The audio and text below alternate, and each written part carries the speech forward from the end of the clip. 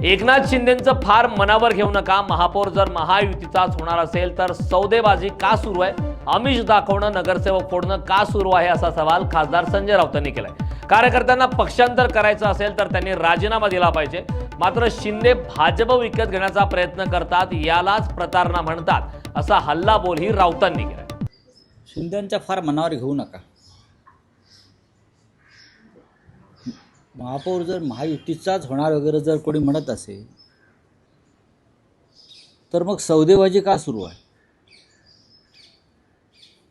सौदेबाजी का सुरू आहे? आणि नगरसेवकांना लपवून ठेवणं, इतरांचे फोडण्याचा प्रयत्न करणं, विकत घेण्याचा प्रयत्न करणं, आमिष दाखवणं, दहशत दाखवणं, फक्त मुंबई नाही, इतर महानगरपालिकासुद्धा.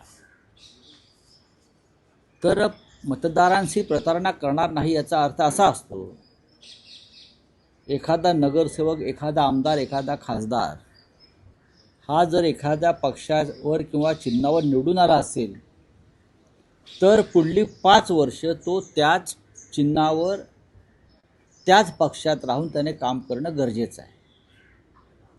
जर त्याला पक्षांतर करायचं असेल तर त्याने राजीनामा दिला पाहिजे आधीच्या पदाचा. पण शिंदेच्या बाबतीत तसं दिसत नाही आहे किंवा भाजपच्या बाबतीत तसं दिसत नाही.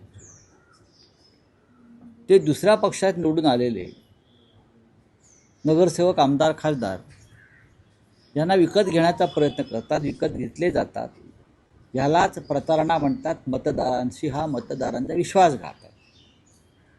किंवा पैशाच्या ताकदीवर, भ्रष्ट पैशाच्या ताकदीवर निवडणुका बिनविरोध करून घेणं आणि समोरचे जे लोक असतात आपल्या पक्षासमोरचे, त्यांना पैशाच्या बळावर माघार घ्यायला लावणं आणि मतदारांना मतदानापासून दूर ठेवणं, याला सुद्धा मतदारांची प्रतारणा म्हणतात.